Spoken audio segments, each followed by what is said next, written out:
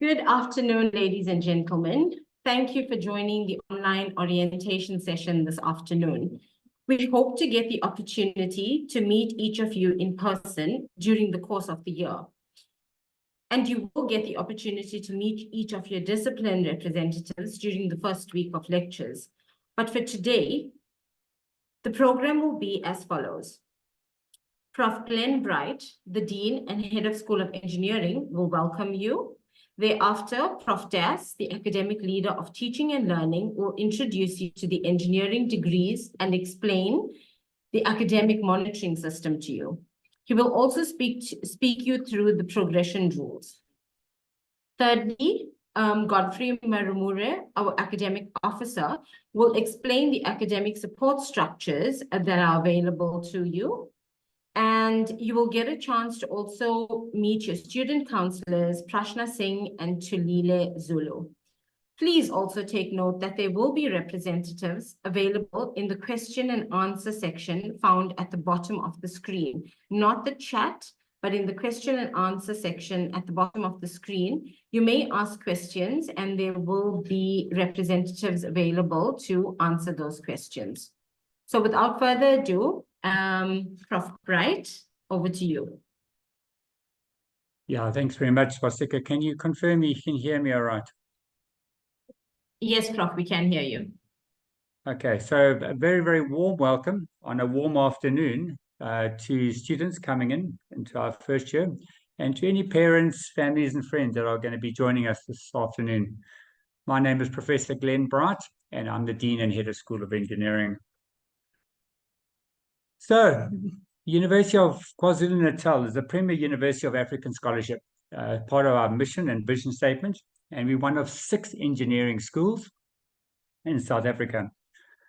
In terms of international world rankings, we find ourselves in the 1.5 to 3% top in the world, which means that we're averaging around 500 in the top 500 in the world.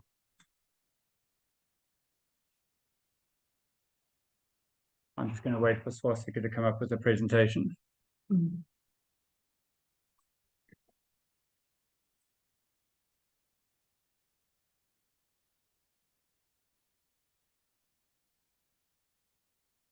So, as I was saying, that the world rankings put us in about the top 1.5 to 3% in the world.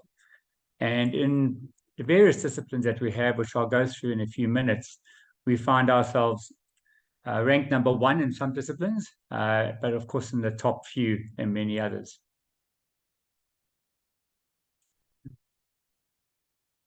A little bit about the university structure, which is on the next slide. So we have 4 colleges in the School of Engineering. In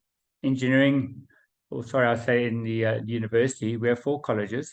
The college that we find ourselves in is the College of Agricultural Engineering and Science, of which we have 5 schools, and engineering is one of the 5 schools.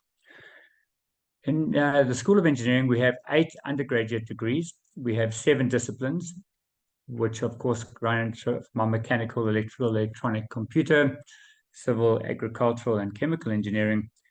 And the degree is a 4-year degree. Some people can take a little bit longer if they fail subjects, but then of course make up those subjects. And we have an engineering access program that is a 5-year program for the school.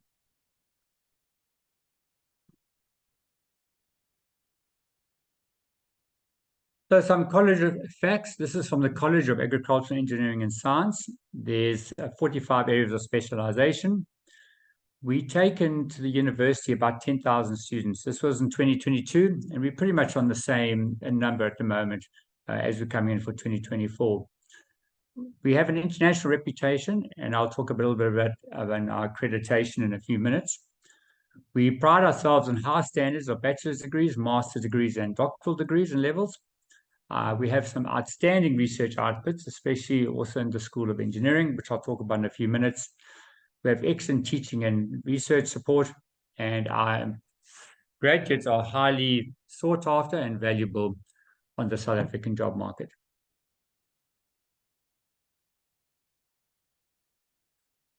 So let's talk a little bit about accreditation. Very important. A university does not accredit a degree. A degree is accredited by a professional body. So a professional body for the School of Engineering is the Engineering Council of South Africa. So the Engineering Council of South Africa is the professional body that accredits the School of Engineering degree at UKZN. This is done through the signatories to the Washington Accord in the US. So all the degrees in engineering, all 7 degrees in engineering at UKZN are internationally accredited through EXA, the Engineering Council of South Africa. In engineering, we have about 2,000 students, roughly the same as we had in 2022. And I've spoken about the research output. We have a lot of international collaboration going on between staff members and other universities around the world. Our pass rate on average is 80% in our engineering modules, and that is delivered by dedicated academic staff in the school.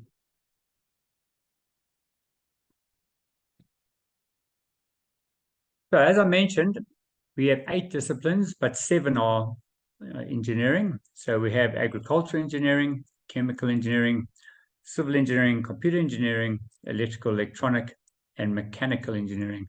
I'm sure as a student you can find the one that you're doing on there. That's the one you would have chosen, or the one which, of course, you have now become part of as the school year or the academic year is going to start. We also have land surveying as a discipline, which falls under the School of Engineering.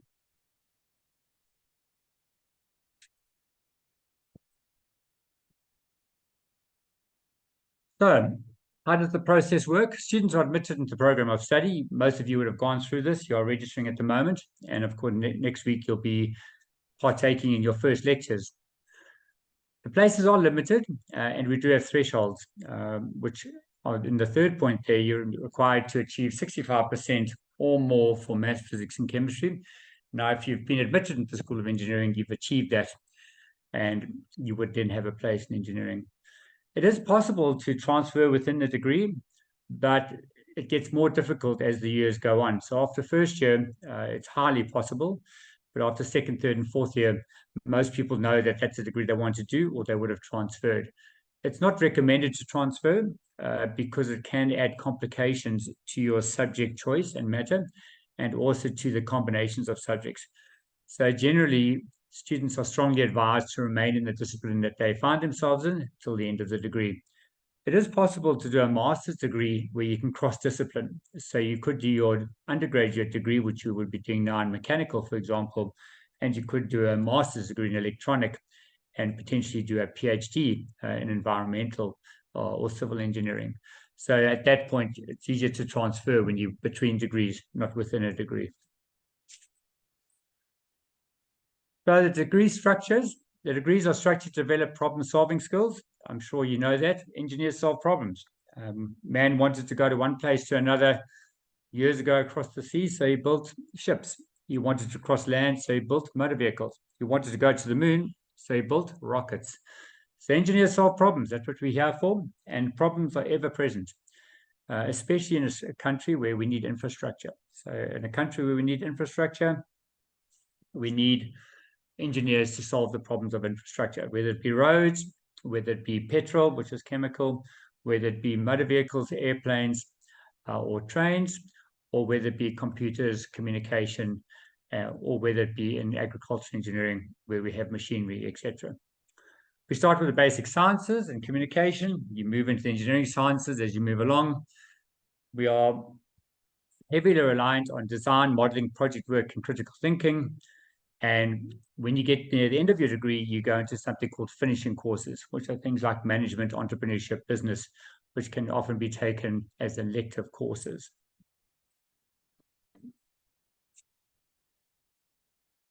So the progression through the degree, we use a robot system or a traffic light system, I like to say. When you come to an intersection, you see a traffic light and not a robot. You'll learn that as you go along. So the traffic light system is where if you're going along well and you're passing all your subjects, you are labeled green. If you are having difficulty and you have failed 1 or 2 courses or having to repeat courses, you then would go on to an orange system or classification. That means that you're at risk. It doesn't mean that you are a failure at that stage. but it means that you're at risk. And of course, we then monitor you a bit more closely. And of course, you need to monitor yourself a lot more closely there. When we go on to the red, that becomes a problem. Red means that you haven't been meeting our progression that we want, which is in fact 56 credits, but you'll get more into that a bit later. The thing is, when you're onto red, it means that you then go on to probation, and if you continue to go on to red, you get excluded. But today is not the day to talk about that. You will, of course, learn about this as you go along through the degree. It's very important that you understand that you do go on to a progression system of green, orange, and red, which is fairly straightforward.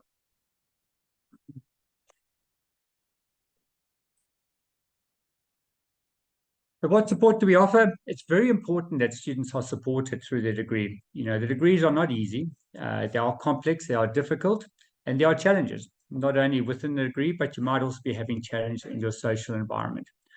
So lecturers have consultation times that you can go and see them. We also have tutors. These are people who assist the lecturers, teaching assistants who assist out of the normal times. We also have something called supplementary instruction. This is where you can go and learn a little bit more about an area that you're having difficulty with, or concepts that's having or giving you some problems. So we have the supplementary instruction. Generally, these are done on your more difficult subjects, like your mathematics, and within the disciplines, it can be in thermodynamics, or it can be in fluid dynamics, etc. So we do offer the supplementary instructions. We have academic development officers, which are ADOs, who can assist from time to time and assist with study skills as well. And then we have student counselors who can assist with student counseling, skills, and even they can assist you with social aspects. If you're having a social problem at home or you're encountering issues, you can, of course, talk to a student counselor, and they can assist you to get counseled and to assist you with a clear pathway on how to move forward. So, in conclusion, well done. You've completed your school career and you've entered into a university. Universities are very exciting places. They are places of innovation. They are places of creativity. They are places where things get invented, ideas get conceptualized. The thing is as well, universities are places also of hard work. And for the next 4 years of your degree in engineering, you need to work hard. And so a lot of your social activities may have to be curtailed. The challenge is worthwhile. To get a degree in engineering opens doors, not only in terms of employment, but also in terms of a career and also in terms of a lifestyle. So you'll be moving into the world of Macaron, Bugatti, Da Vinci. These are your past pioneers of science. And maybe you might be one of those pioneers of science and engineering as we move forward.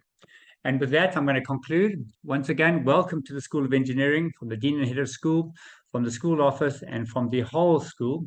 We're really looking forward to interacting with you. We're looking forward to working with you. We're looking forward to teaching you. And we hope for you it'll be a rewarding experience, not only for yourself, but also for your sponsors. Thanks, Swastika. Thank you so much for that, Prof. Wright. We will move on to Prof. Das, the academic leader of teaching and learning, and we will introduce you to the engineering degrees and explain the academic monitoring system to you.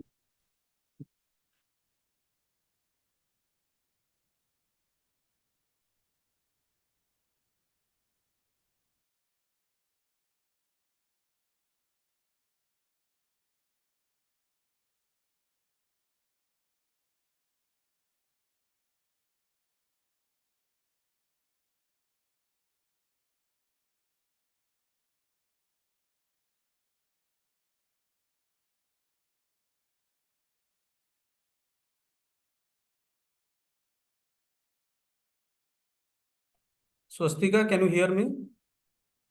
Yes, Prof. Das, we can hear you now. Really, my internet is a bit unstable. It's just throwing me out on and off. Should I start? Yes, you may start, Prof. Good afternoon, everyone. Welcome to this orientation program for our first years. Good afternoon, Prof. Glenn, and good afternoon, the parents, the students, and my colleagues. My name is Dilip Kumar Das. I will be the academic leader of teaching and learning of the school. So I will be taking you through how to navigate your 4 years of engineering program while you stay in our university. I will take off from where Professor Glenn has left. As you know, engineering is a difficult profession, or is a very difficult, branch of study where you need a lot of science and mathematics. You are moving from school to a university, which is very, very challenging. So the transition is very challenging, and it's a very competitive and challenging environment. So you have to cope up with this. Initially it's very difficult to cope up, but you have to be very careful and work hard to cope with this. However, the most important thing is this degree is very, very rewarding. What exactly you do? Prof. Glenn has said that engineers solve problems. Yes, you are here to learn how to solve complex problems and contribute to the socio-economic and environmental sustainability of this world. In other words, you are contributing to our society, to the nation, and to the world. And that's why you need to be very responsible as well as very careful and learn the key competencies as well as skill to contribute to that. So the essence is you need to learn, need to demonstrate what you have learned, and competent and able to solve the problems, whatever that comes on your way, irrespective of its dimension, including social or economic or engineering or environmental dimensions. Now, there is a small problem in this when you come to transition from the school to the university. You become more free, you have grown up, so you may feel that you have time to enjoy. Yes, you can enjoy, but at the same time, you should grow socially and intellectually. So, Stika, can you move?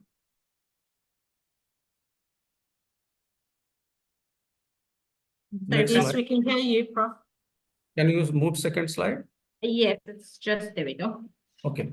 So as Professor Glenn has said, we have 4 clusters and 8 programs, out of which 7 programs are in engineering, and one of them is in land surveying or geomatics.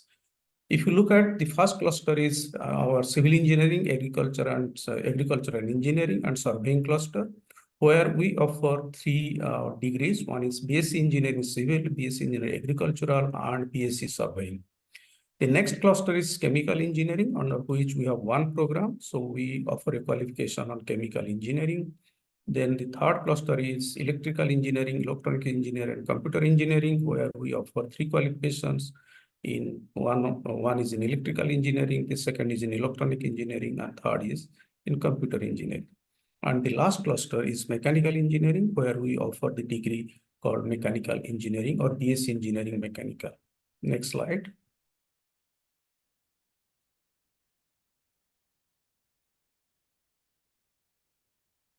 Okay, so as you know, you are moving from school, so the program structure will be a little bit different. We have semesters, or we follow a semester structure. That means we will have 2 semesters in a year. Each semester constitutes 6 months, one from January to June and another from July to December. During these 6 months, in each semester, we'll have 13 weeks of teaching and 3 weeks of examination, which is about 16 weeks of your academic activities. The other 8 weeks are, your self-studies, holidays and all those things. So you are going to work academically 16 weeks out of 24 weeks in a semester, but that also includes your self-studies. We have the modules, with the subjects we call modules here. You have to take a number of modules in each semester, and each module carries about a credit of 8 or 16 credit. And then you move from first year. In each year, you have to complete 2 semesters. So you move from first year to second year, then from second year to third year, and third year to fourth year. And after your 4th year, you will be recognized. You will get a professionally recognized degree, which is also accredited. While going through your academic activities, you are going to follow a particular structure of academic programs. For example, you have to go for coursework. That means you have to attend classes and learn things, and then you have to be assessed. Then in addition to that coursework or classwork, then you are going to assess based on practicals, or you are going to do some practicals. You are also supported by some tutorials. That means in small groups, whatever has been learned, you can engage with your lecturers or your tutors on certain problems or specific problems and solve those problems. So that is called tutorials. Then during this period, you are also going to assess based on a few tests, which we call class tests. And then you have a main examination or supplementary examination at the end of the semester. But before you go for semester, there is one word mentioned called DP. It is tick marked. It's tick marked for a particular reason. I will discuss about it. But DP means duly performed. So if you have duly performed all your academic activities, then only you will be allowed to write your main examination. If you don't perform or if you have not achieved your duly performed or DP, then you will not be allowed to write your main examination. So be careful about it, but I will elaborate it a little later. So speaker, please. Okay. So how does it work for DP requirements? If you have, I think you will all get a handbook for engineering. You'll get a handbook which is green in color, and every year we have a handbook which constitutes all the rules and regulations, course requirements, course contents or curriculum. So that should be your encyclopedia for the 4 years. Each year you will get one, and you have to follow that one. Everything is there. If you don't follow that one or don't look into that, then you'll be in trouble. So in here, you have to look at the handbook, and there it is mentioned what is the DP requirement. Each course, each module has a particular DP requirement. So you have to follow that DP requirement, and you must attend to that DP requirement. I will tell you what are the requirements a little later. And then if you don't achieve DP requirements, then you have to appeal your DP. Suppose you are refused DP, then you have to appeal on the DP, and then perhaps you'll be approved for DP, or you'll be refused. If you are approved for DP, then you can write examination. If you are refused, then you cannot write the examination. But the DP refusals only are overturned on technical grounds. Technical grounds means DP is not given DP is refused on wrong grounds, not on right grounds. So if you have some grounds like that, then only you'll succeed in your appeals. Then we have called exam board. Exam board is ratifies the results after making marking and moderation. For example, when you write the examination, then all your scripts are marked and moderated, and then the marks are compiled. Then we look at your results. Once the results, a term decision is given, depending on how much marks you have achieved, how much credits you have accumulated, a term decision is given. That means during these six months or during the semester, what is your achievement? Based on your achievement, you will get a term decision.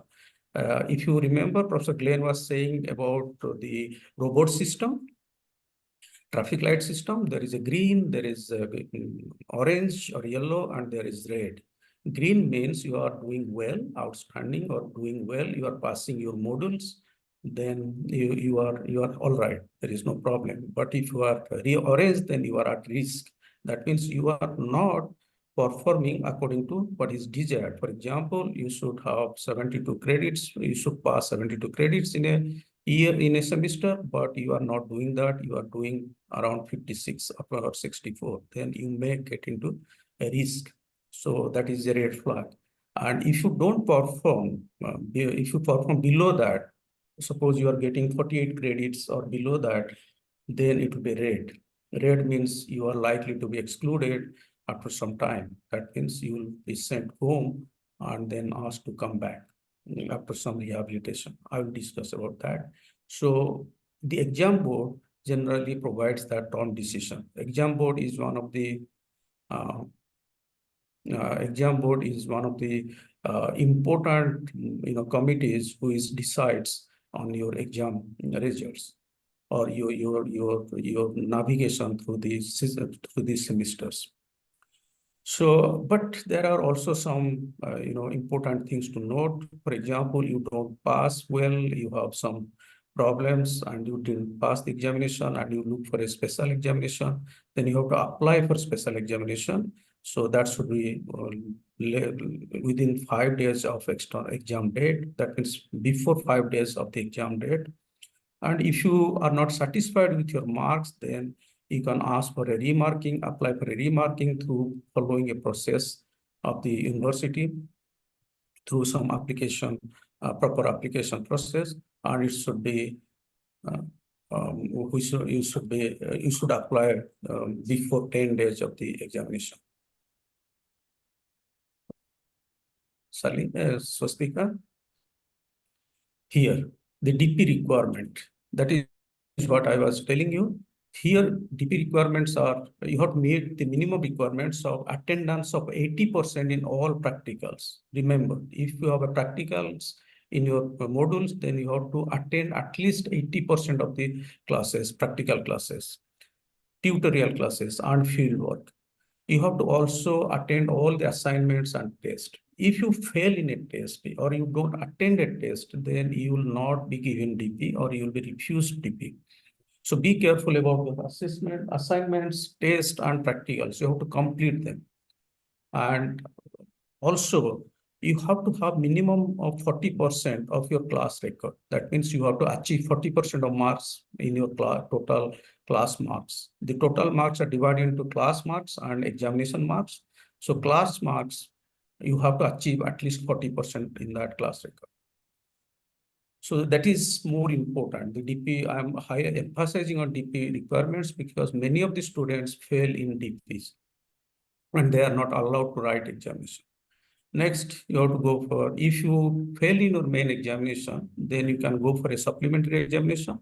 But in order to qualify for supplementary examination, you need to have a 40 to 40%, 48% of total marks in the examination. If you have 40 to 48%, then only you can be allowed to write your supplementary examination. Then if you get more than 75% in a semester, you will get Dean's commendation. If you get more than 80% in overall average in the whole in the year, then you'll get the scholarship will be renewed.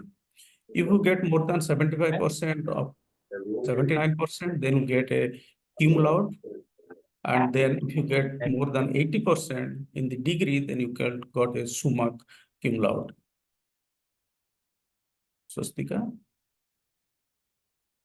Okay, but here you have to look into your special exam rules, GR23, remarking rules, GR20, viewing of scripts, GR20. So please specifically look into these rules and understand how they work. No, what you should be knowing. We have 16 to 20 lectures a week. Remember, 16 to 20 lectures in 5 days. We work from Monday to Friday, and you have to attend 16 to 20 lectures. 3 to 4 hours, 3 to 4 3-hour practicals or tutorials, which are usually conducted in the afternoon. Our first lecture starts at 7:45 a.m. in the morning, and practicals end at 5:15 p.m. or in the evening. There will be no teachers or parents meetings, or you will not get a report card. If you have some continuous some modules, they have continuous assessment, then you will have to follow the process of continuous assessment, but you will be assessed continuously, like you have to assess based on tests, in tutorials, do your assignments, and then from your examination. And as I have told you previously, that you have to earn your DP to be allowed to write in examinations. Swastika. Okay, there are 2 new rules that have come. You have to be very careful here. If you remember, you look at BR10, I am emphasizing it, BR10, that is first year completion of first year experience. This is a new module, first year experience program, which is a non-credit bearing module. You have to do it in the first year itself. If you don't complete this first year experience module, then you will not be allowed to continue your degree. You will be asked to leave the university or leave this degree qualification. So please complete this first year experience in first year itself. That is in either in first semester or second semester. Similarly, there is another rule called BR11. You have to complete a module called critical social justice and citizenship module. You have to complete this module. This is again a non-credit bearing module, but you have to complete it within the next 4 years. This is not a first year module, but you can complete it within the 4 years. But you have to look into rules GR8A if you have already done that, or you can get an exemption. Now, how you can help yourself? You have to work consistently and effectively. As I have told you, and Professor Glenn has emphasized that it's a hard work. You have to work hard, and you have to work consistently and effectively. You have to work for 72 credits in a semester. That means 720 hours you have to work in the semester. 60 hours of work, or usually more. That means you have to work 60 hours a week. That means you have to work much hard. If you have any problems, then we have a mechanism to resolve problems. Please resolve your problems early. You have to consult your lecturers if you have a problem, and if you do not know what to do. So first, your first point of contact is your lecturer. Then if your lecturer cannot solve your program, then you go to program coordinators in the programs. Then from then you can go to teaching academic leader of the discipline, or you can go to academic leader of teaching and learning, that is me at this point of time, or then you can move to dean. So you have to follow a protocol to resolve your problems, but we advise that you resolve your problem much earlier. You can enjoy your social life. This is university. You can enjoy your social life, but with little bit care and moderation. So you have to help yourselves. And what we expect, you have to work hard and consistently, as I am emphasizing again. Don't fall behind. If you are falling behind, please seek help. We are there to help you. As I told you, you will be taken care of. You all are in good hands. So you'll be taken care of. So please don't feel shy to seek help. If you have a problem, please seek help. Don't ever bunk a lecture, tutorial, practical. Don't ever lose that one, because if you lose something in a lecture, then it will be very difficult to recapture. So please don't abstain from a lecture or tutorial or practical. And most important, don't cheat. Don't ever cheat. I will talk about cheating in next slides. At the same time, you should be enthusiastic, get engaged and involved, and all embrace whatever the university has to offer, because you will not have this environment after 4 years. This is one of the best times of your life. So please, enjoy that whole 4 years. Here, as I'm saying, you need to be very careful about cheating and plagiarism. Plagiarism means you are copying from somebody, from some work or somebody without giving credits. That means your work is similar to somebody else, maybe your colleague, maybe your teachers, or maybe your friend, or maybe somebody outside, somewhere in South Africa or somewhere in the world. Somebody has done something, you copied and submitted. That is not acceptable. Because people do it because it's very easy and you think that you can get away with that. No, you cannot get away with that. Plagiarism, we have a very serious plagiarism policy, and you will be prosecuted if you have plagiarized something. And it means if you are the prosecution can lead to permanent expulsion and with a criminal record from the university. So don't ever do this. That's why I have highlighted it with yellow. So please, it's a big no and big cross. Remember this one. Swastika. So what you can expect from us, as I have told you, we are here for you. And you are in good hands. We will provide you quality education with high standards. We have a very nurturing environment. We always enable you to improve, to enhance your capability and competence. You'll find professionalism, integrity, and fairness. We are very fair. The university is very fair. We believe in integrity and professionalism. We have a multicultural environment. You'll find different languages, different cultures, and everything. You will find different kind of people here. We are very tolerant and respectful for all. We respect everyone, and we are very tolerant. We are patient. We listen to your problems and try to solve it. We also pride in ourselves, our students, and our university. We really care about our university, and we are proud that we are in this university. So you can expect this from us. Swastika. Okay, so this is all about what we are looking at from the engineering side to navigate from your during these 4 years. But then I will talk about progression, a few words about progression. Now, what is progression? Progression means from one semester, moving from one semester to next semester, and from 1 year to next year. If you look at your green book or handbook, there is a robot system we have developed. Based on that, progression is achieved. You can progress. So first, the normal progression. That means if you achieve 72 credits in a semester, then you can progress to the next semester. But if you achieve 48 credits, although you have not achieved normal progression, you can still progress. That means 48 credits out of 70 credits, 78 credits, 72 credits. That means you passed 48 credits out of 72 credits. Still, you can move to the next semester. That means you can register in the next semester. But if you do below than that, then you will be under probation. You may not be allowed to progress. And if you are achieving a credit of 56 or below, then you are at risk. So normal is 72. Minimum is 48, but if you have 56 or below, then you are at risk. That means you will say that you are at risk. You must keep yourself TD and work hard. Then we exclude you if you, for consecutive 2 semesters, you achieve 48 credits or less than 48 credits per semester.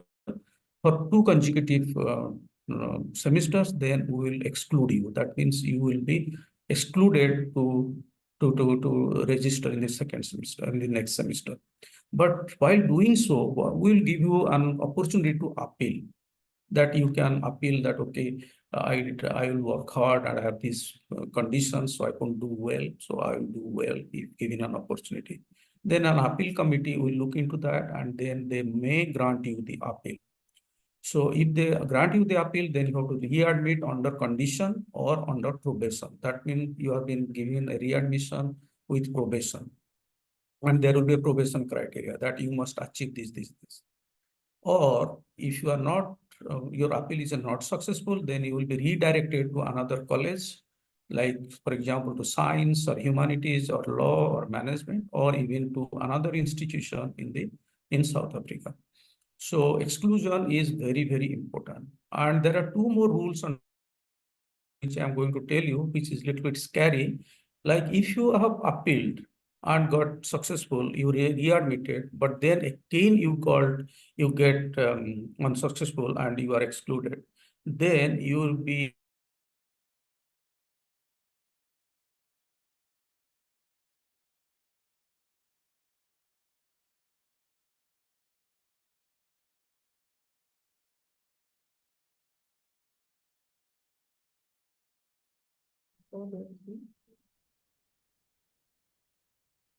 Sorry, we seem to have lost Prof. Das. We're just going to give him a minute to try and reconnect his audio.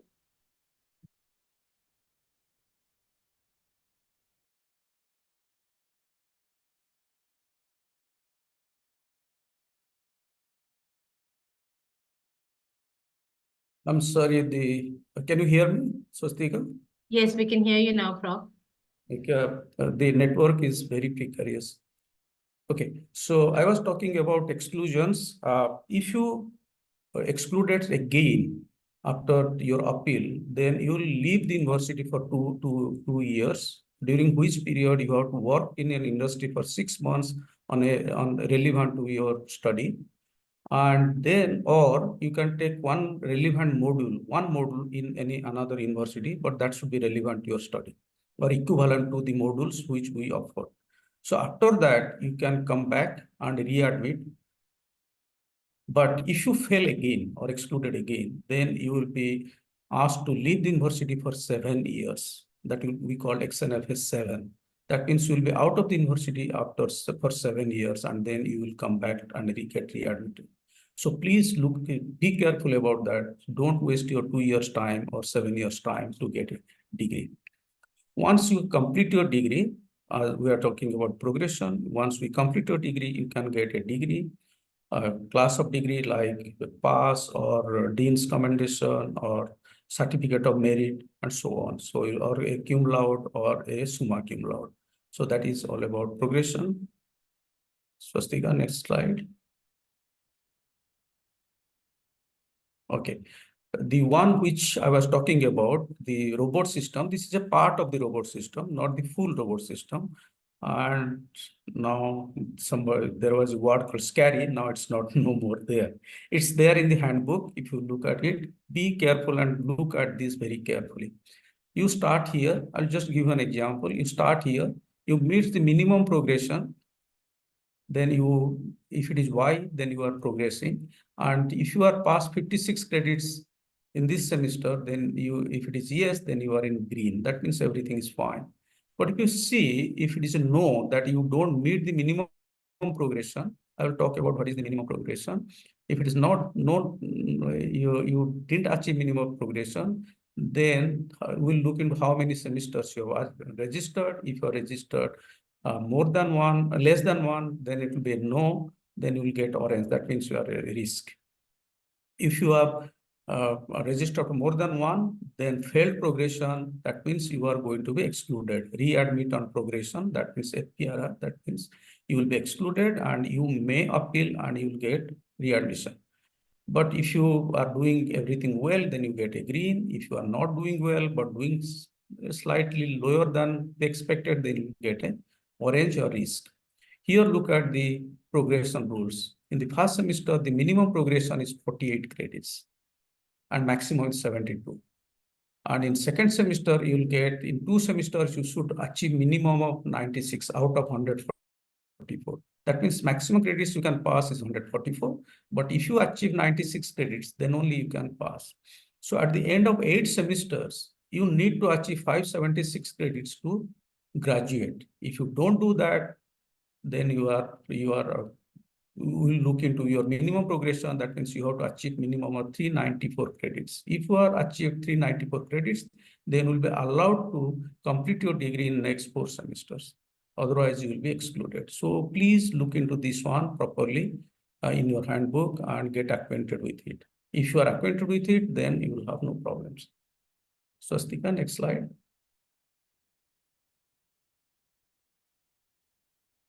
Okay, so during this progression, let us talk about how it really works. Look at this, there are modules.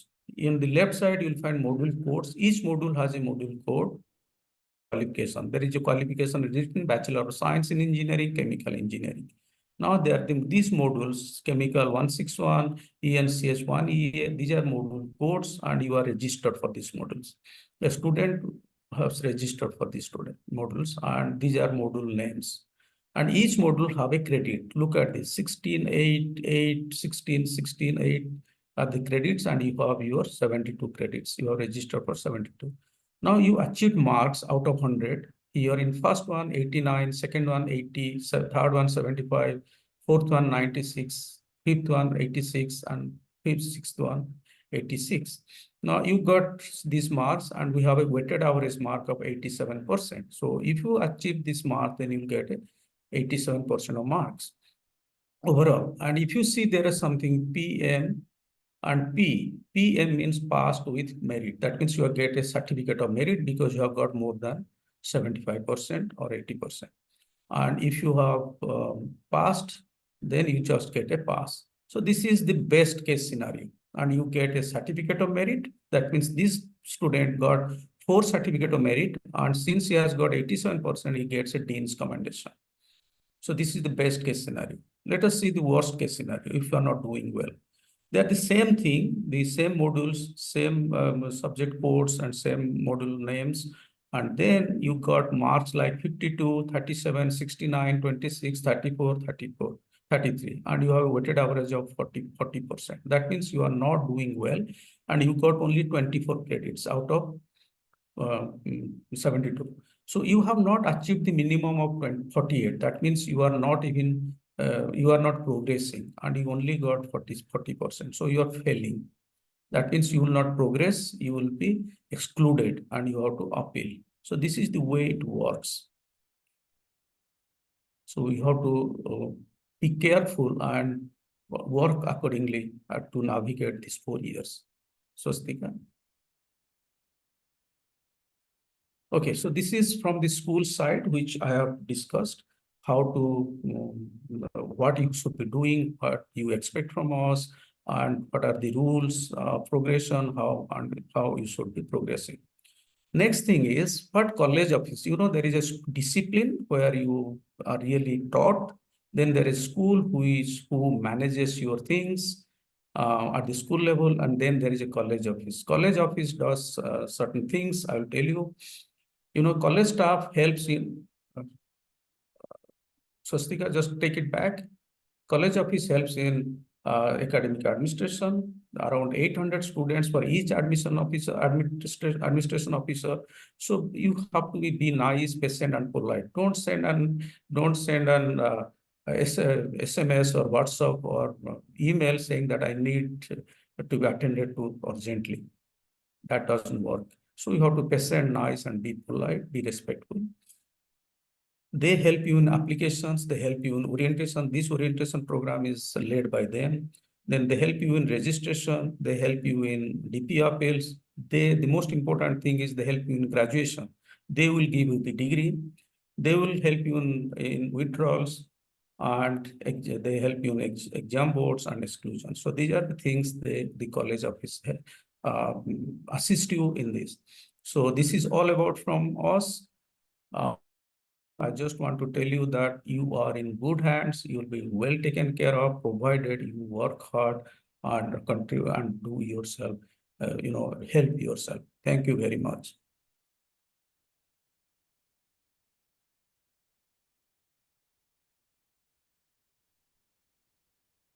Thank you so much for that, Prof. Das. I know that all sounds very daunting, but it's here just to give you advice and to help you maneuver through the next 6 months or your first semester.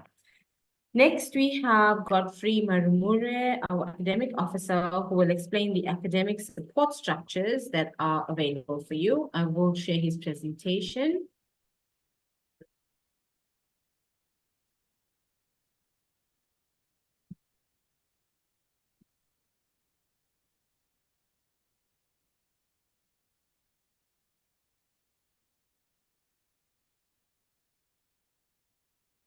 Okay, over to you, Godfrey.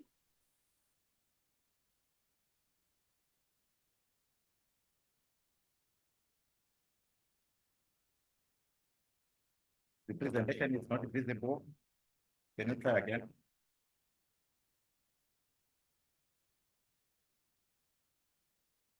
Okay, we can hear you. Can you see the presentation? I can see the presentation.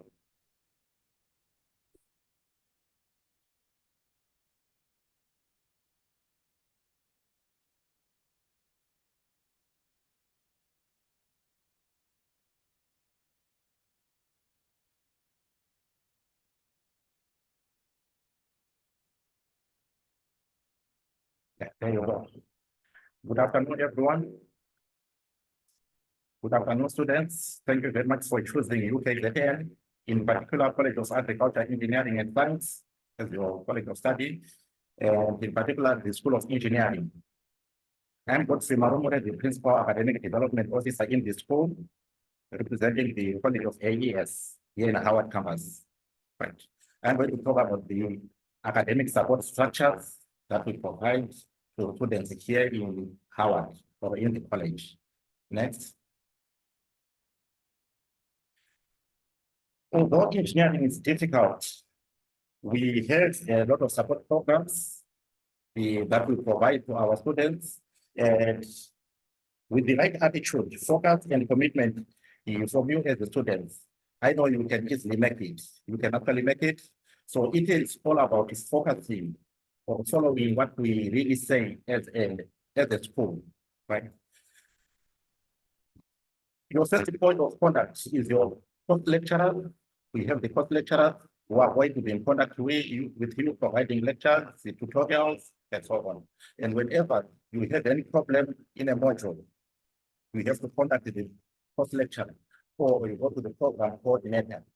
If not, as Prof. has just said, you go to the program coordinator or academic leader of the cluster and so on. And always, our course lecturers, they have a consultation time. That is very, very important indeed. Whenever you have challenges in a module, don't wait until it is too late. Consult with the course lecturer, consult with the tutor, and so on. At the beginning of each and every semester, we have the curriculum advance, which is part of our support.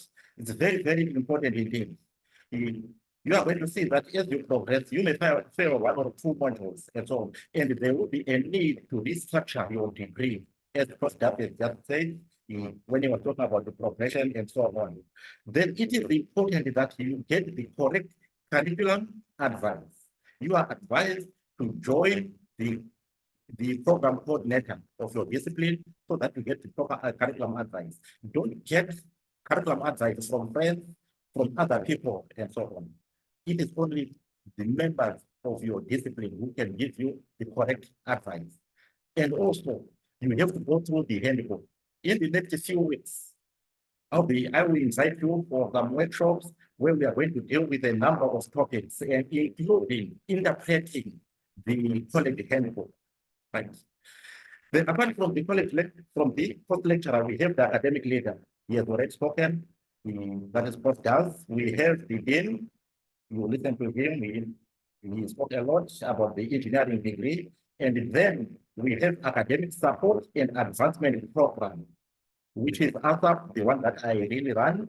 And on ASAP, our responsibility is to provide academic support to students in the form of supplemental instruction, just like what the dean said. We provide SI, that is supplemental instruction, to the so-called risky modules, that is modules with the high failure rate, and so on. Therefore, you are always encouraged to attend the SIs. And as first-year students, not only first year, everyone is encouraged to register on the Learn 2024 page. Since you've already registered, I think you already see your modules on Learn 2024. But for this particular module, you have to self-enroll. I'll send you the link next week, and so on, where you're supposed to self-enroll, and that is where you would actually see all the activities, academic activities, supporting your module. That can be Maths 131, that can be Physics 151, Maths 132, and so on, right? We monitor your performance as well. And from time to time, I'll be inviting students to discuss their progress and so on. When you are invited for academic discussion, academic advice, please attend. It is very, very important. Don't wait until it is too late. That's all. Apart from SI, we provide worksheets. We provide as well workshops for soft skills, writing skills, and so on. That is very important. From time to time, you should always attend them. And as advised, I realized the some students don't actually check their emails. You are advised to always check your emails at least once a day. Just to check what is in my email box, which are the important emails, and so on. What is it that I'm supposed to attend, and so on. That is very, very important indeed. Then we have student support services. After I have given my presentation, you are going to listen to the student support services, what they actually provide, what they actually do, and so on. Then we have the campus health, the campus health clinic, and other facilities. I think as from Monday, you had the different facilities which are provided by the university. Whenever you don't know where to go, I am there for you. Just contact me. Next week, I will send you an email where you can book on Bookcam. It's either you can see me physically or we can get a meeting online. That platform allows us, it allows you to book online, or we can get face-to-face meeting. Friends, as a university, please don't work alone. Work with the peers, work with colleagues. It's not all about competition, right? Just like when you leave the university, you are not going to work alone. You are going to work with other people out there. Therefore, you have to develop this skill of working with other people right here and so on. Right? And within the academic support structure, we also have class representatives, which is a very, very important component in our college. We take them seriously.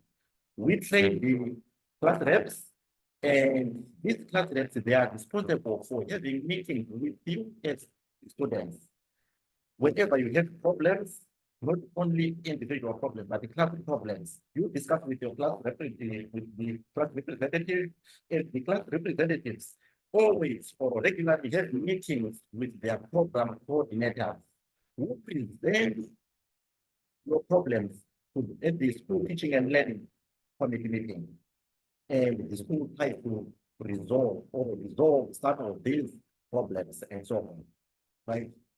And always, whenever you present a problem, please ask for feedback after a certain period of time, right? Then we have the SRC, it is there to assist you as well, and so on. The SRC, and with the SRC, there are certain issues that they can deal with. It may be academic, but maybe for academic problems, we expect you to deal with the academics and so on. Right. Next. Right. If you are getting to university, you are going to have a lot of experience. For most of you, it is your first time to be away from home or to stay alone. And because of that, you have to be self-disciplined. You have to be focused, and you have to manage your time properly, and so on. There are a lot of skills that you are supposed to learn, that you are going to learn throughout, and so on. This is a university, it's different from high school. There is less supervision, meaning that you have to supervise yourself. You have to adhere to 2 days, assignment 2 days, test days. You have to be punctual at your lecture, your tutorials. You have to prepare the tutorial, you have to prepare for the lecture. You are going to see that it's almost going to be overwhelming, particularly during the first weeks. And that's where I really come in. I hold workshops on time management, including the student support services. They also assist with time management. We hold workshops on time management, where we assist you on how to plan your time, short-term and long-term. From a day, a week, the whole semester, we assist you with all that. And it's 50 years, you are going to see that you are going to have large classes, which is something that you are not used to in high school. So, and as you are staying alone, there are a lot of temptations. Some of you are here in Durban for the first time, and so on. And there are a lot of temptations because of peer pressure. Please, you know yourself. Please take control of yourself. Remain focused. Meaning that you have to put down your goals. And each and every time you have to assess how much have I achieved?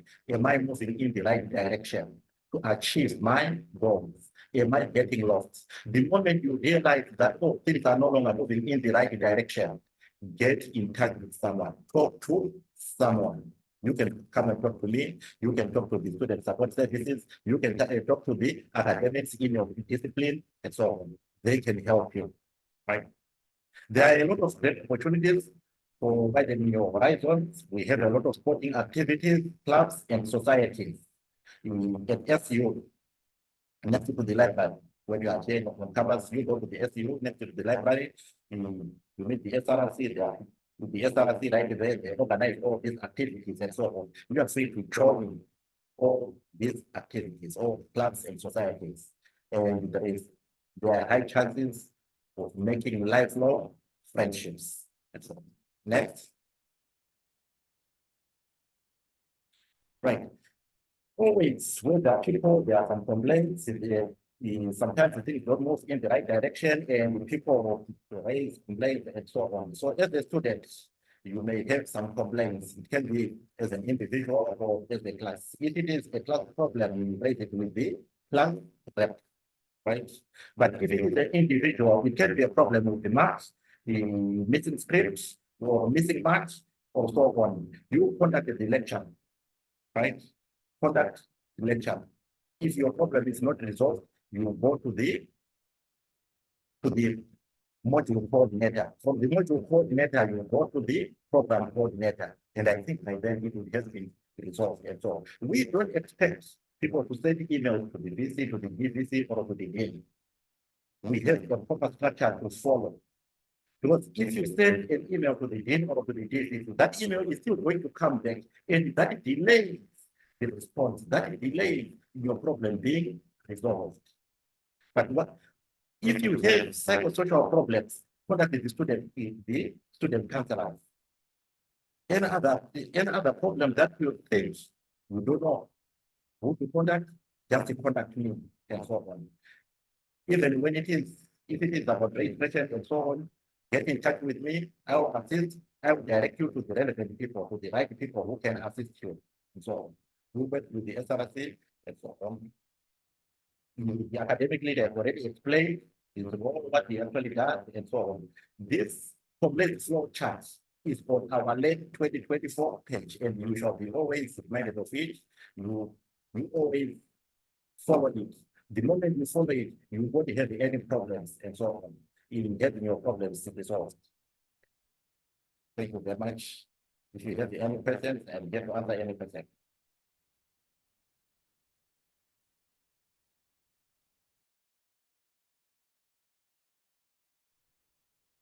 Thank you so much for that, Godfrey.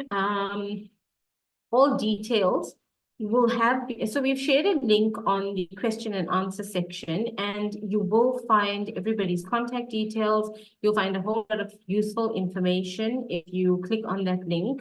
And I will tell you a little bit more about it after the last presentation. We will have Chalile Zulu, who is going to speak to you now, and she's one of our student counselors. So over to you, Chalile.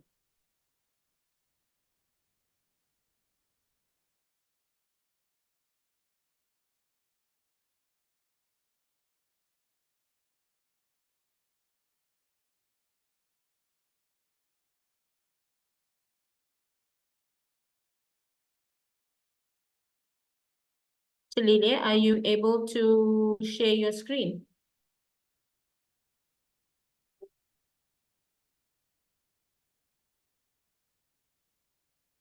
Chalile, can you hear us?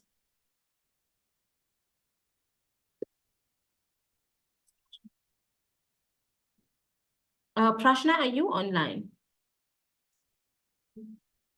I'm online, Swasti. Shall I just quickly check with her? Yes, please. Hold on. I can share your presentation in the interim, but then you won't be able to change your slides.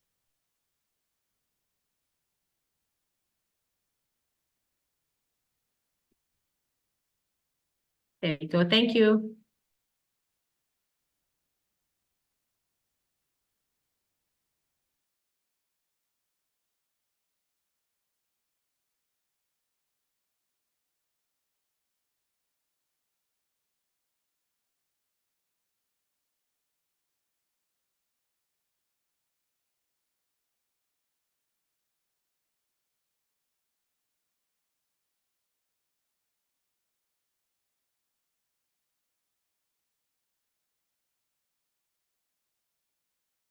All right, Swasti, Turi's just going to come in and use my device.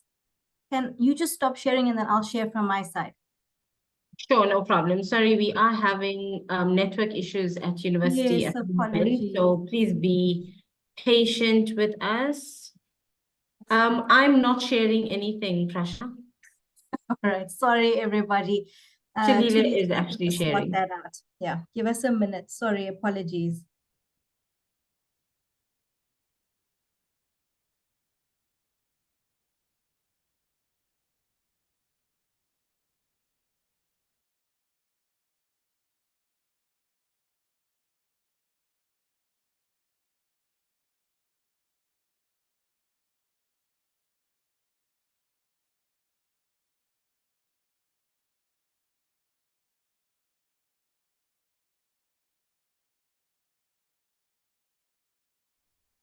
Okay. Hi everyone, I'm so sorry. My laptop just froze. Can you hear me? Yes, Shalila, we can. Thank you. Okay, thank you. My name is Tuli. I'm from Student Support. I will just quickly share some, play some video for you to advertise our services. In the meantime, can you please watch this video? I hope it will be able to play. Okay.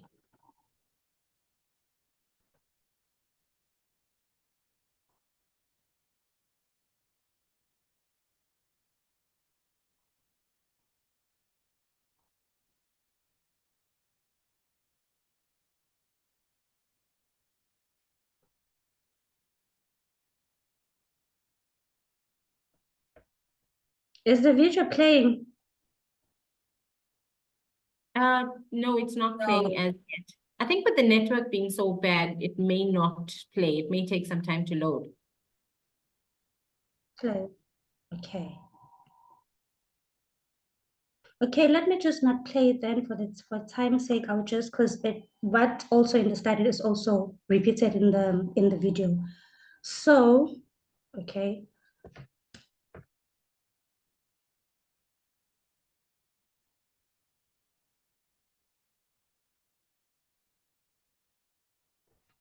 Okay, we are student support services. We have a student in our division. We do have our administrators, we do have counselors, we do have educational psychologists. We also do have SDOs.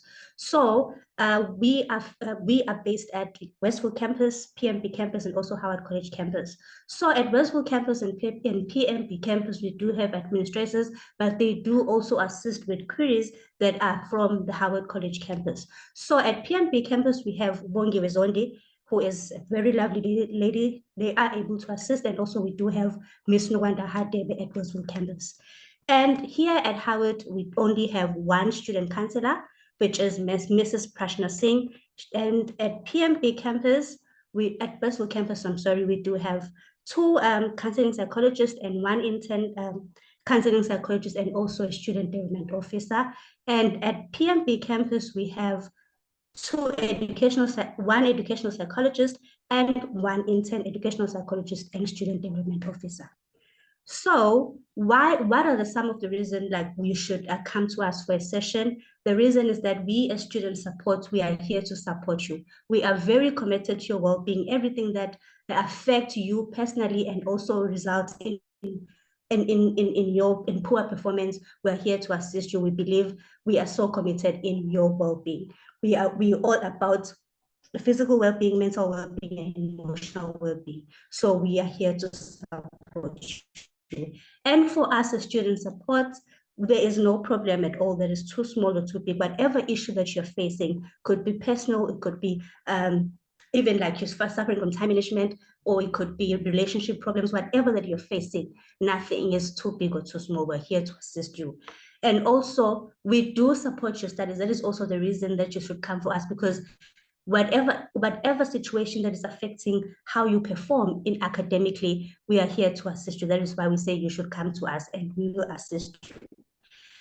And also, do not worry, guys, about whatever you discuss during our sessions should be, is it confidential, about privacy issues or not. But what we ensure is that confidentiality, it is very, very ensured. We are very confident. We are all about confidentiality and professionalism. And the nicest thing about our services is that we do not charge. It is free of charge. Once you are a registered student, you have full access to our services. And also, as I've just said, you can see us, so it's either a personal or career and academic counseling. And in our team, we do have diversity of counselors.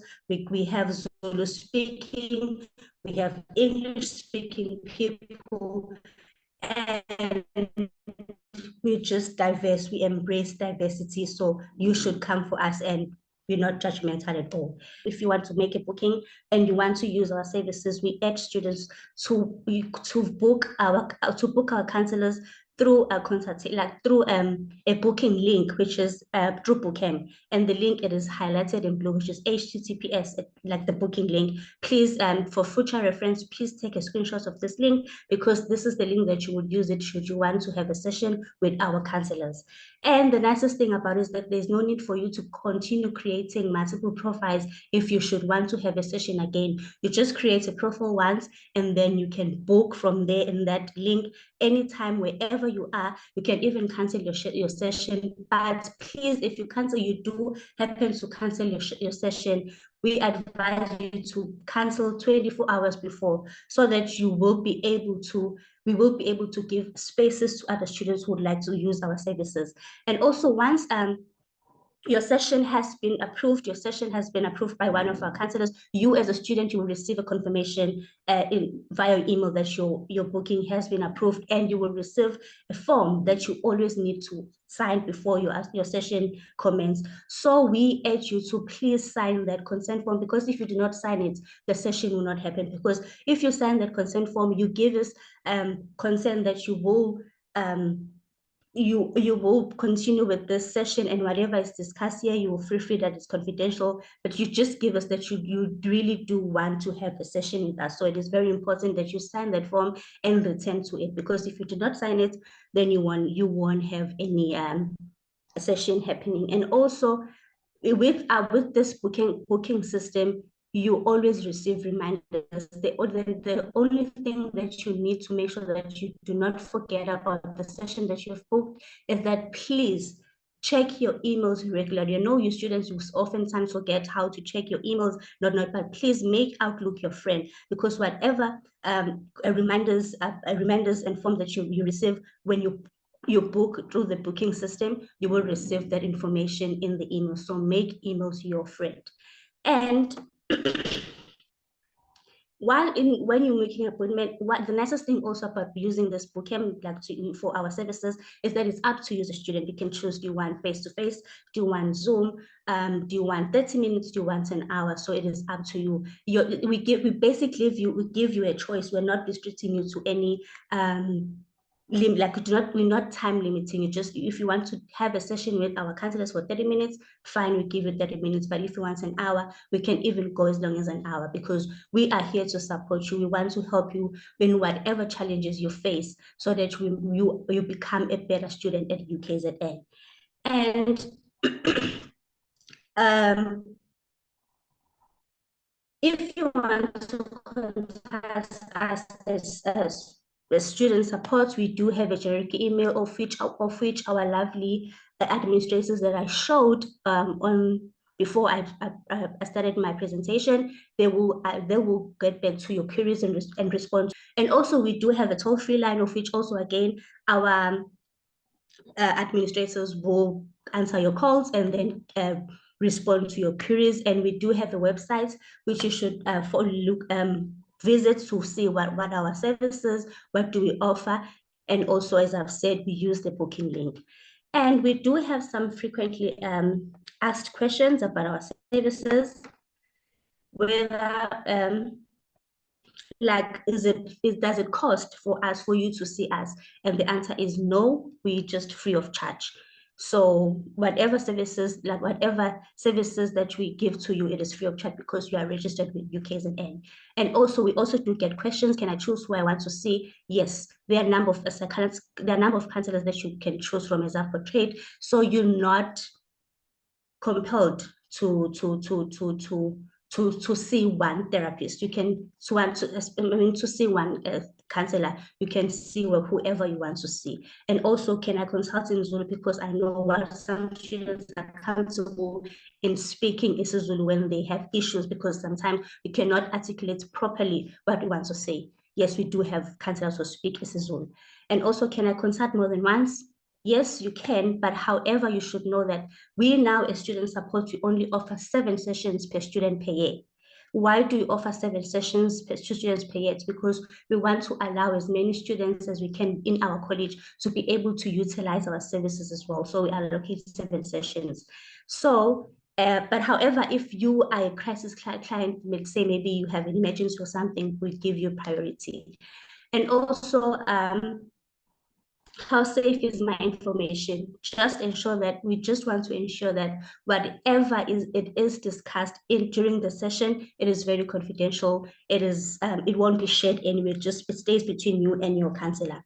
And also, can I consult if I'm worried about small things? Whatever that affects your emotional well-being, your mental well-being, it is not small. It is, even if it's small as you think it's small, but it's not small, you can come to us and we can assist you. And then other question that you often get is that, am a parent allowed to know what is discussed? No, but if you are a minor, then a parent can know what is being discussed. Are you compelled to come for counseling? Counseling is completely voluntary. It's up to you. If you feel like you're not okay, you can go to a counseling. But if you don't want to go, it is your decision. We're not going to force you. If you want to come, you can come. It's just voluntary. And also, what happens if you miss appointment? Nothing will happen, but you should know that if you decide to, maybe you no longer want to have a session, please inform us that you need to cancel, so that by canceling your booking on the booking via booking, so that you notify us that you will no longer be coming to the session, so that we'll be able to accommodate other students. And also, if you, let's say you book and you do not cancel, you do not notify us in advance, you just don't show up for your appointment, we regard that appointment as did not arrive. Then, because remember, we offer 7 sessions. So let's say you did not come for that session, we deduct that session that you did not arrive for, and then we minus them for your allocated sessions. So that is why it's coming, maybe because we know that things happen. There can be an emergency that forces you not to come for a session, but please just cancel the appointment and notify us beforehand, so that we won't deduct your session that you did not arrive for from your allocated sessions. So I hope if I can go back to the video, I will be able to also, you'll be able to also see what other services that we do offer. I just hope that it plays. If it doesn't play, Prash, can you play it on your side if it's possible? I can try. Swati, do we have time to play the video? Yes, Prash, we have a few minutes. Perfect. All right. Tuli, do you want to try stop sharing on your side, and then let me see if I can do it. Oh, wait, there we go. Try. No.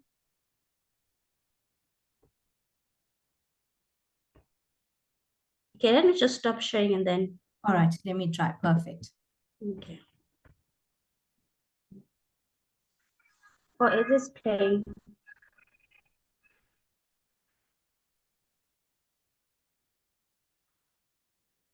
There's no sound, Tuli.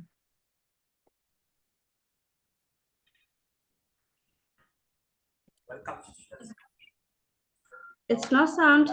Now there's sound. There's no sound. I think let me try sharing it. Your signal's not, it's gonna keep on freezing. Okay, let me start it again.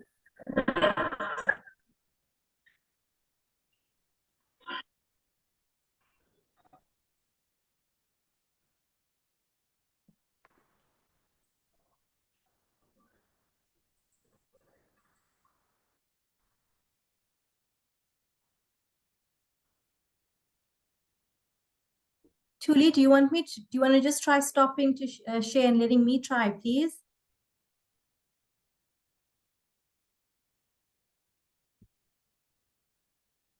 Okay, I'm trying to stop sharing. All right.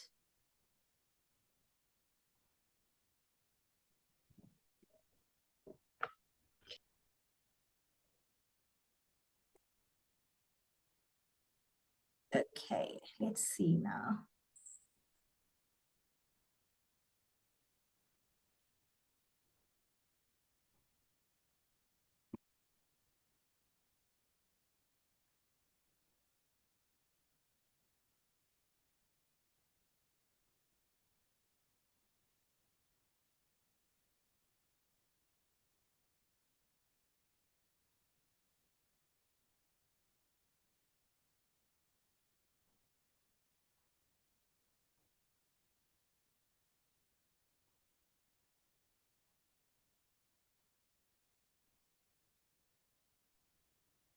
Prashna, you need to share with sound. You haven't shared with sound.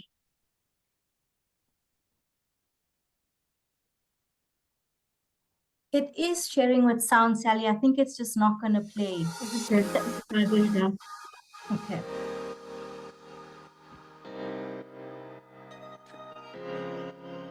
Welcome to Student Support Services. In this short video, I'm inviting you to learn more about who we are, what do we do, and how you can access our services. Who are we? The College of Agriculture, Engineering and Science Student Support Services are located across campuses of UKZN. We are in Pietermaritzburg, Westville, Howard, and Sidara. Student Support Services is a counseling and development service offered to registered students in the college. We are responsible for ensuring the holistic well-being of the CAES student population. And we do this by assessing, diagnosing, and intervening in a range of academic, career, personal, or development problems that students experience. Our goals as student support are to develop students as lifelong learners, to help them manage the transition from school to UKZN, to ensure that students' personal and emotional needs are met, as we are aware that many students' academic performance is negatively affected by difficult personal circumstances. And lastly, to prepare students to do better at the world of work. We therefore attend to students presenting with issues such as personal or psychological difficulties, psychiatric symptoms, substance abuse, grief, relationship difficulties, unplanned pregnancies, adjustment difficulties, study skills and time management problems, stress, depression, and more. As student support services, staff consist of professionally trained counseling, clinical or educational psychologists who are popular as counselors, intern psychologists, and life skills officers. All counselors are registered with the Health Professions Council of South Africa, HPCSA, and are committed to the highest ethical standards. AES Student Support Services is also an accredited HPCSA internship training site for counseling and educational psychologists. What do we do? There's still so much stigma associated with attending counseling or seeking support, and some still incorrectly view our services as only meant for individuals experiencing extreme psychological stress. This is not correct. It's a damaging falsehood. As a student, you'll need support at different stages of your academic career, and it does not always have to be if something is going wrong or worrying you. Student support is here to help students develop and work on their personal self and academic skills, either individually or in groups. We want to ensure your academic success and assist in the different parts that make you a UKZN student. Student support, in summary, therefore, offers a range of confidential, free, and professional services. Some services offered at Student Support Services are individual counseling and psychotherapy, academic risk assessments, psychological assessments, crisis management, career assessment, group work or therapy, life skills workshops, for example, stress and time management, note-taking, examination and test skills, employment skills, budgeting and nutrition, career decision making, and a range of other programs. Study skills development, LEC, which is the learning enhancement checklist, class representative training or any form of leadership training for students, staff training and development.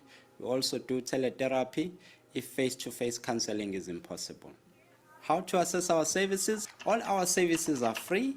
However, we work by appointment only unless a crisis arises. Booking is therefore essential. In ensuring correct and efficient utilization of the services offered as student support, please note the following. To book an appointment with a student counselor, use the following website. It's caes-ukzn.bookcam.com. We also have a toll-free line for counseling services, which is 0800 800 017, which is available Monday to Friday from 8 a.m. to 4:30 p.m. Counseling sessions will be offered on 2 platforms. Teletherapy is conducted online via Zoom, whilst face-to-face is conducted at our office on the different sites that can be found here.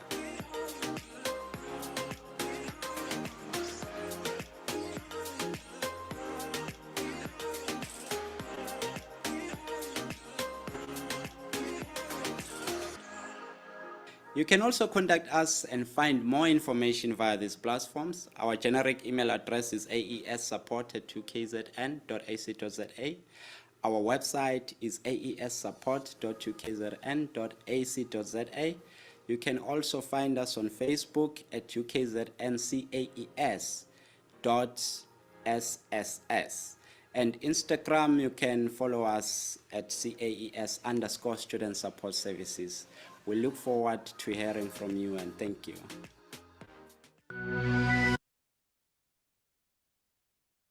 Thank you, Swasti. Thank you, Tuli. Thank you, Tuli, and thank you for that, Prashna. We've had quite a few questions regarding the augmented program in the Q&A section, and we have Godfrey who would be able to just clear up some of the questions and speak to you quickly about the augmented program. Godfrey? Thank you, Ms. Swastika. Let me share my screen here. Can you see my screen? Yes, we can. Yes. Okay. The augmented program is a 5-year program, which is an extension of our engineering program, right? Which is under Center for Academic Success in Science and Engineering, that is CAES. And the students will remain in augmented for 2 years before they move into the mainstream. During their first year, this is the curriculum, right? The students register for Math 160 and Physics 160. These are year-long modules. And on the registration platform, they appear as 32 credits. But at the end, when counting the total number of credits, is 16 credits each. These are equivalent to Math 131 and Physics 151 of the mainstream. Then, during the first semester, the students register as well augmented engineering drawing and augmented technical communication, which is, these are 8 credit modules. And in the second semester, they register the augmented engineering materials and augmented engineering design, meaning that when they move into mainstream, they don't repeat the mainstream modules. There are certain mainstream modules which are equivalent to these modules, right? When a student fails any augmented module, the student cannot repeat that module, but he has to take the mainstream module. For instance, if a student fails Math 160, which is a year-long module, it means in the following year, the student has to repeat by taking Math 131, which is now done in 1 semester, which is the equivalent module, right? Same applies to physics, drawing, and so on. And right here, we have a list of equivalent modules. In the next few weeks, I will have a full workshop of this presentation, where I will show you the equivalent modules, so that when you register in the following years, you don't repeat the modules that you would have done in argumented, because we have seen this happening. We have seen students making this kind of mistakes and so on. Right? Like the ones that I highlight right here, these are similar modules, the engineering material and ENCH2MS. This is for Camp H. They do it in the second year and so on. Right.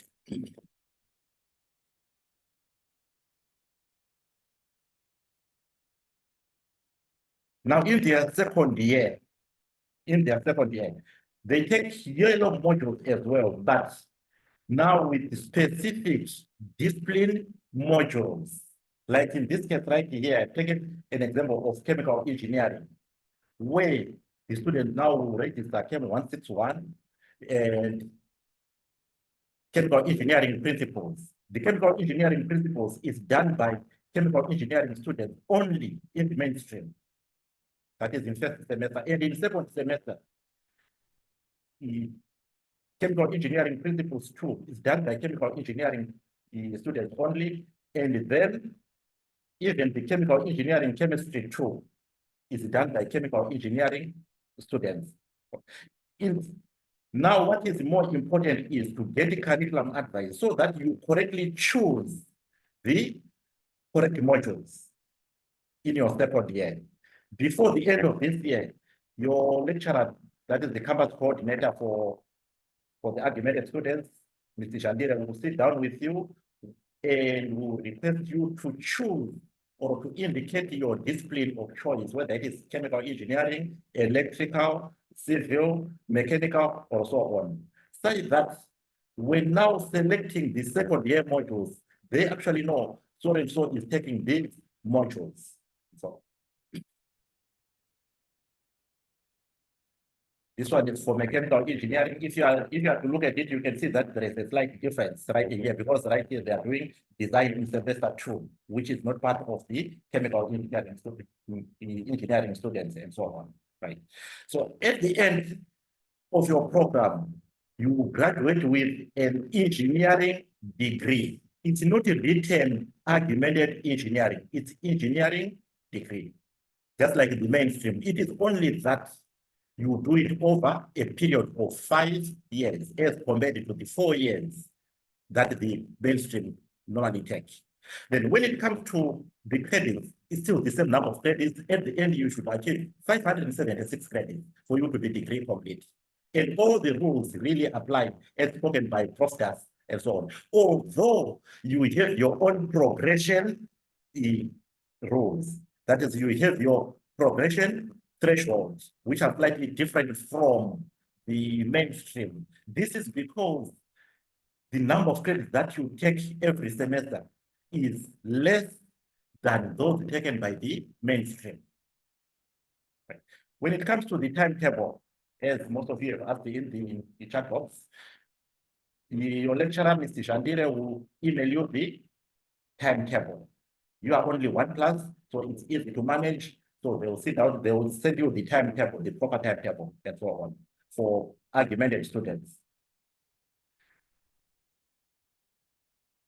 That is for the argumented students. Then when it comes to the timetable for the mainstream, I've seen in the chat box where students are asking how to interpret the timetable, right? For first years, there is no clash on the timetable. If you see that there is a clash, it is because you are crossing the groups. If you are chemical engineering, on the vertical side of the timetable, that will be given by or you have been already given by the administrators, right? You are going to be given the timetable by the administrator with all the disciplines included, right? On that timetable, you look on the vertical side, you choose or you select your discipline. If it is a chemical, that is a CH, you move horizontally with the chemical. That is your actual timetable. If it is a civil, you just move horizontally. That is your timetable, and so on. So the administrator will just give you the timetable, and next week, when there is in-person the orientation, most of these things will be actually explained to you. Right. I don't know if there is any other question. Okay. Godfrey, we can't see your presentation anymore. Do you still need your presentation to be showing? No, I removed the presentation because the slide that I had was only for the augmented students. Okay. So all when I right. explained the timetable, I don't have a presentation for the timetable. I am answering the questions which are in the chat box. Oh, okay. All right. Thank you, Godfrey. Are you You're done? welcome. Okay, yeah, I'm done. Okay. Thank you so much for that, Godfrey. You're welcome. Thank you, students. We've come to the end of the presentations. We have had a lot of questions regarding the timetables on the question and answer section. Just to know that timetables have been posted to the discipline websites. And on Monday, you can go to your respective disciplines offices and ask for printed copies of the timetables. Or we will have a information gazebo that will be set up on main campus just outside the library. You'll see the gazebos and there'll be students with UKZN t-shirts on. You can come to any of us. We'll be set up from 8 a.m. on Monday morning until 1 p.m. Monday to Friday next week. And there will be students that will be able to answer questions, help take you to lecture venues if you're lost, but they would also be there to help direct you to the disciplines to get copies of these timetables. So anything that you're unsure about on Monday morning, once you get to campus, we do have the gazebos that will be set up outside the main library on main campus at Howard College, and there will be gazebos on PMB campus as well. This is also advertised on the website. We have posted the link to the website in the question and answer section earlier. That shows whatever help you need, and all of the links are there on that website. So with that, if there aren't any other questions, we would like to say thank you for attending, and we hope that we see you all next week at lectures. Okay. Thank you, Thanks, panel. everybody. Thanks, Thanks. guys. Thank you. Okay. Bye-bye. Thank you.